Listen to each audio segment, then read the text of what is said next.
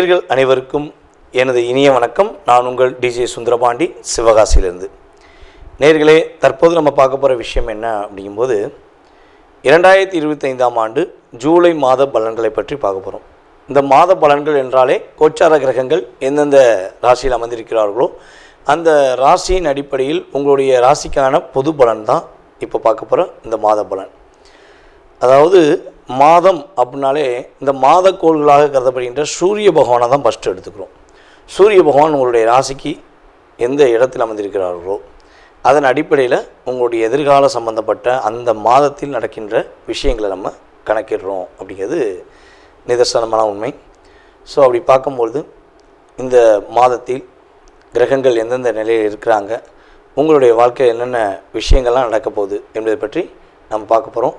வாங்க வீடியோக்குள்ளே போகலாம். ஸோ அதுக்கு முன்னாடி ஒரு விஷயம் சொல்கிறேன்.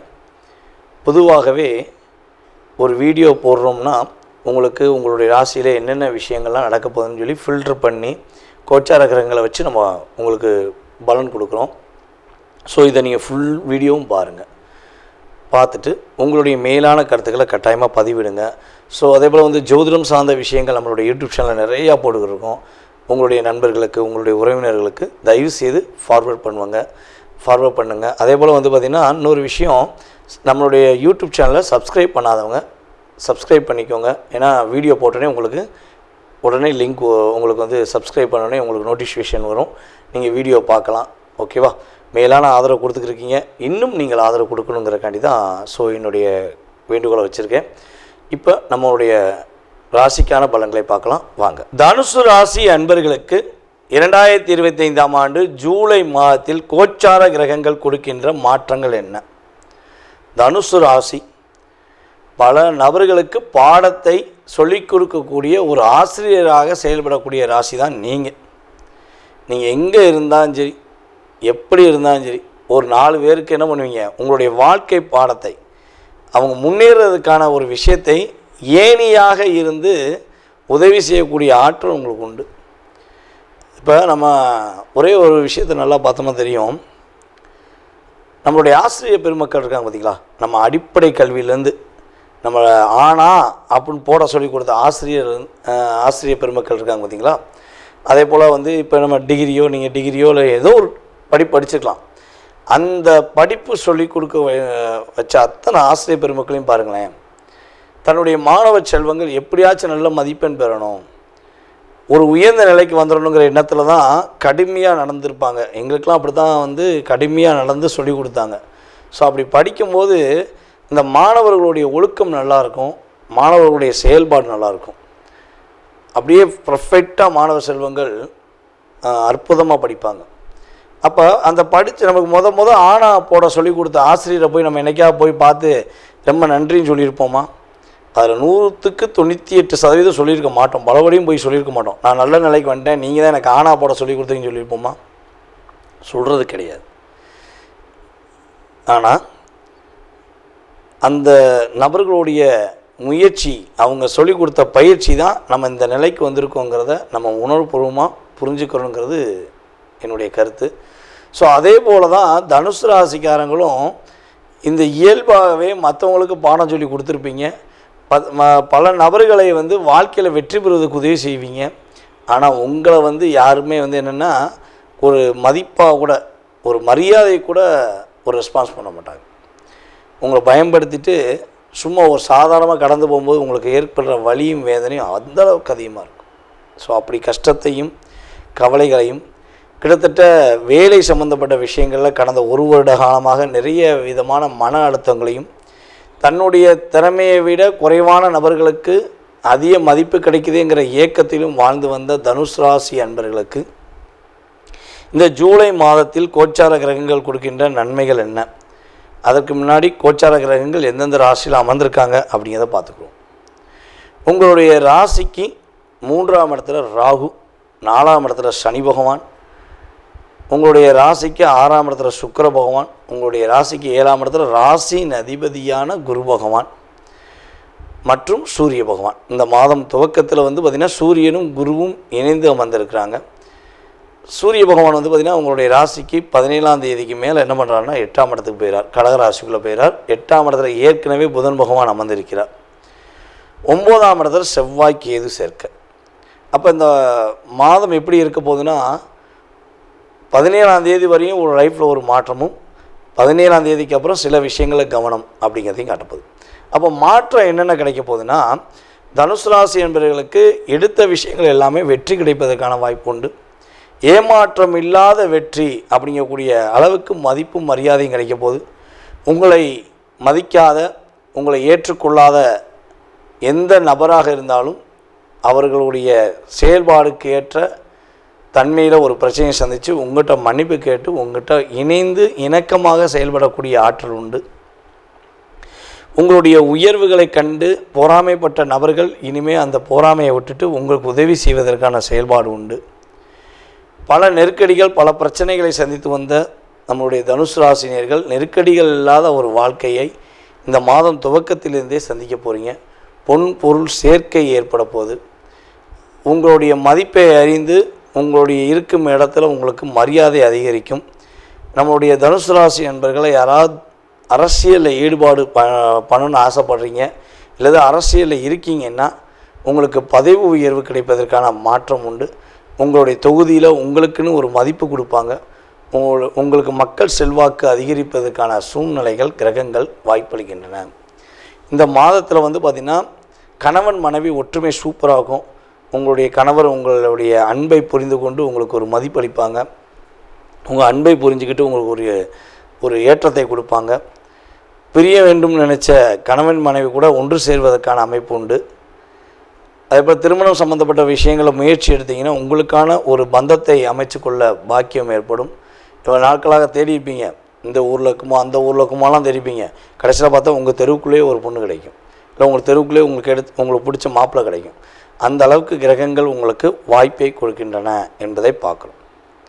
நம்மளுடைய தனுசு ராசி நேயர்கள் வந்து பார்த்திங்கன்னா இந்த மாதம் தொழிலில் நல்ல வெற்றி பெறக்கூடிய வாய்ப்பு உண்டு. தொழில் நல்ல வெற்றியாக நல்ல லாபம் இருக்குது அப்படின்னு சொல்லக்கூடிய அளவுக்கு கிரகங்கள் வாய்ப்பை கொடுக்கின்றன.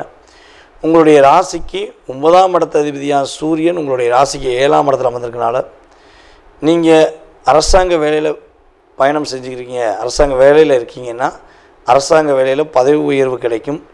அரசாங்க சம்மந்தப்பட்ட விஷயங்களில் மாற்றம் கிடைக்கும். கிட்டத்தட்ட ஜூலை 17ஆம் தேதிக்கு முன்னாடி வரையும். 17ஆம் தேதிக்கு அப்புறம் அரசாங்க வேலையில் தனுசு ராசி அன்பர்கள் யாராக இருந்தாலும் சரி அரசாங்க வேலை ரொம்ப ரொம்ப கவனம் செலுத்தணும். ஏன்னா 9க்குரியவன் இந்த இடத்துக்கு 12ஆம் இடத்துல வந்திருக்கிறார். அதே போல் வந்து பார்த்திங்கன்னா 8ஆம் இடத்துல உங்களுடைய ராசிக்கு 8ஆம் இடத்துல வந்திருக்கிறார். அப்போ அரசாங்க வேலையில் கவனமாக இல்லைன்னா ப்ரொமோட் ஆகக்கூடிய செயல்பாடு எங்கே இப்போ வந்து 17ஆம் தேதி வரையும் ப்ரொமோஷன், 17ஆம் தேதியிலேருந்து என்னதுன்னா ப்ரொமோஷன் அப்படிங்கிற மாதிரி செயல்பாடு வந்துடும். ஸோ கரெக்டாக கவனமாக செயல்பட்டிங்கன்னா பாதிப்பு கிடையாது.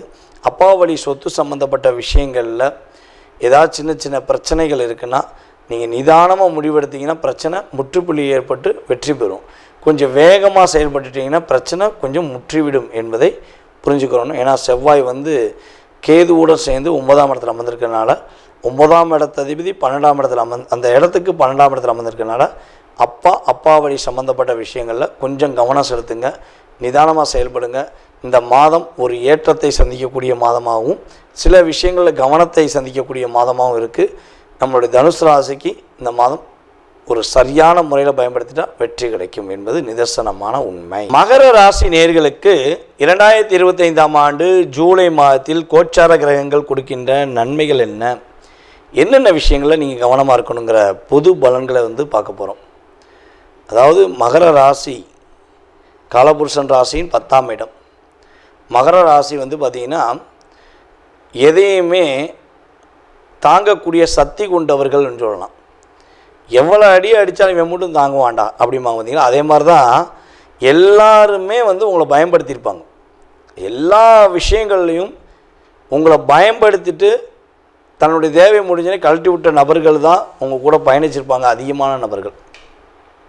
நீங்கள் யாரையா போய் சுயநலமாக பயன்படுத்த முடியுமா பாருங்கள். சுயநலமாக பயன்படுத்துகிற எண்ணமே உங்களுக்கு கிடையாது. கடினமாக உழைப்பீங்க, உயிராக உழைப்பீங்க, உயிரை கொடுத்து உழைப்பீங்க. நான் அந்த கம்பெனிக்கு விசுவாசமாக இருப்பேன் அப்படின்னு சொல்லி உயிரை கொடுத்து வேலை பார்த்துருப்பீங்க. கடைசியில் என்ன பண்ணணும்னா உன் லிமிட்டு முடிஞ்சு நீ கிளம்புன்னு சொல்லி வெளியே அனுப்பிடுவாங்க.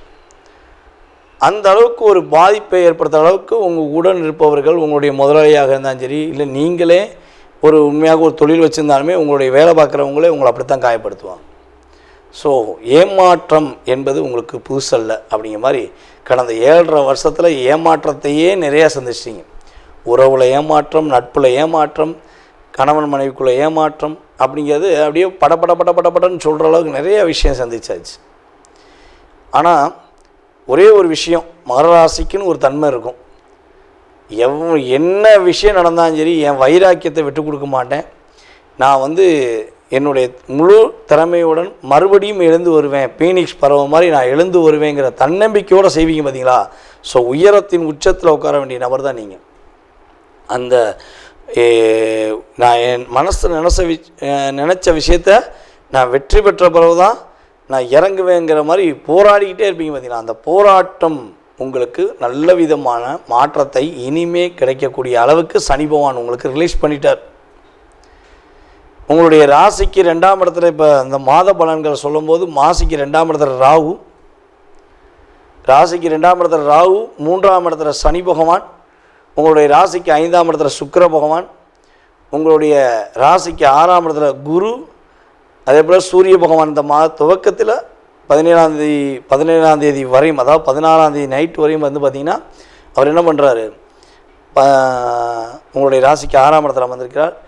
7ஆம் இடத்துக்கு 17ஆம் தேதி பிறகு சூரிய பகவான் 7ஆம் இடத்துல ஏற்கனவே புதன் பகவான், 8ல் செவ்வாய் கேது. இதுதான் இந்த மாத கோச்சார கிரகங்கள். அப்போ இந்த கிரகங்கள் இப்படி உட்கார்ந்துருக்கனால என்னென்ன விஷயங்களில் நீங்கள் முன்னேற்றம் அடைய போகிறீங்க, என்னென்ன விஷயங்களை நீங்கள் நன்மை அடைய போகிறீங்க அப்படிங்கும்போது, மகர ராசி என்பதற்கு மனதில் ஏற்பட்டுள்ள பிரச்சனைகள் விலகும். மனதளவில் பாதிப்புகள் இல்லாமல் நிம்மதியாக இருப்பீங்க. கடந்த காலங்களில் 1.5 வருஷமாக நீங்கள் ஏற்பட்ட மன அழுத்தம், போராட்டம், வேலையில் பிரச்சனைகள், நிறைய பிரச்சனையை சந்திச்சிட்டிங்க. உண்மையாக வேலை பார்த்து 10 வருஷமாக வேலை பார்த்த இடத்துல கூட உங்களை வேண்டாம்னு சொல்லி அனுப்பியிருப்பாங்க. இப்போது புதுசாக ஒரு வேலையை தேடிக்கிட்டு இருக்கக்கூடிய சூழ்நிலைலாம் ஏற்பட்டிருக்கும்.